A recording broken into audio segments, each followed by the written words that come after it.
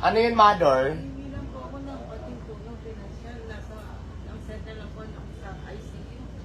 Madam, dapat kasi, ICU ang ano mo, mister? Hindi po. Dito ka, habang naka-live tayo. Dito. Anak ko po, 33 lang. Ayan, si mother. May dala-dala siya. Ito hingi siya ng tulong. Nakalagay dito, Barangay Molino 3. Tapos may dala sang ano to, mother? Dala mo? Indigency pa lang po kasi, sir, yung ano ko po, bukas ko po makukuha yung mga record niya sa hospital. Is the agency, mother? Ganito na lang kung nasa ICU.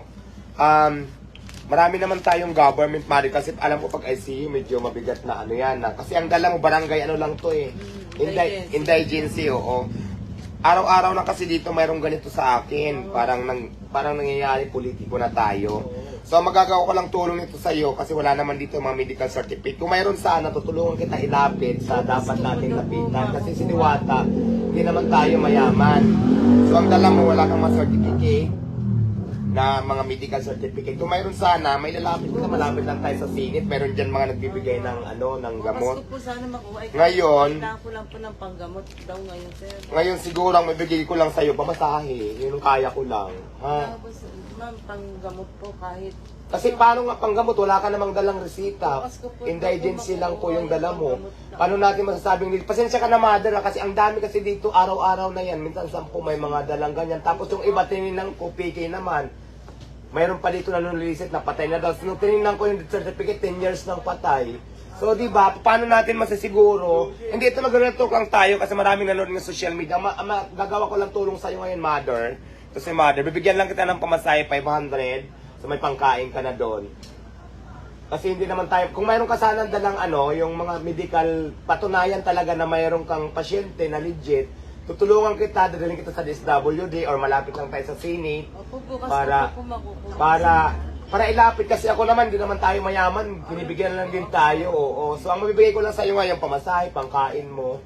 So pwede na siguro ang 500, mother, no? Sir, pwede po ba kahit po 1K? Ay, 500 lang yung kaya kong ibigay, mother. O kaya 300 na lang, sige. Sir, wag naman po. Kasi po nag-text po yung doktor, kailangan ko daw po magpadala na 815. Saan yung text? Akin napabasa ng text. Tingnan ko muna kasi gusto ko lang din makasigurado. Kasi si Joe, pag legit talaga siya, bibigyan kita ng 1K, gawin pang 1.5. Ayoko lang kasi ng yung alam mo ba yung mabubudo lang. Marami kasi dito yung pasensya ka na, mother, ha. Pero kung legit talaga na mabasa kasi sige, guaranteed yung hiling mo. Kasi ako naman, Pababa po sa text po. gamot ko ngayon. Sa totoo lang tayo, no? Buyong, 850 lang gamot ko ngayon. Nakalagay 850 gamot ko, 850 gamot ko lang ngayon. Pero nakalagay buyong, hindi naman doktor. Pero sige, mother, Sir, ito po po yung text ng nurse. Kasi po ginagamit din po ng nurse, ito din po, pag humingi ng panggamot, nagka lang po, kukunin ko lang po yung text. ito, kaya ako hiningi si mother kasi gusto ko talaga legit. Kasi kung hindi legit kasi, di ba, alam mo dito, sa totoo lang ang dami niyan. Pero kung legit ka talaga, dahil kung kaya ko naman, sabihan na lamang ninyo ako na agad na may pang Medicine po. medicine.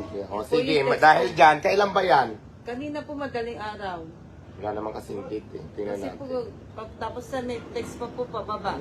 Papabasa. O sige na, mother, bibigyan kita ng 1.5. Sana makatulong po sa'yo. Ako naman kasi, yung kaya ko lang, hindi naman tayo mayaman. Po. O, 1,000 yung hiling mo. Ayan, nagbigay na ako sa'yo ng 500, no? Sir, hindi pa po. Ay, di pa. O, ayan, 1.5 ha. Wow! Tapos ngayon, ang gawin mo, kung mayroon kang... Kompleto ko po, sa inyo ko po palalapit sa Senate. O, hingi tayo ng kung mayroon kang mga medical. Kasi ganun sila eh. Kahit naman niya, pag lumapit ka, marami na kasi dito niyan ng mga ganyan. Kailangan talaga may kompleto ka ng documents. Kasi pag nilapit natin yan, hingian tayo ng ganun eh. So, pwede kitang matulungan, dalhin kita doon o Sir, kung kasi saan ito man. po yung Oo. text ng nurse.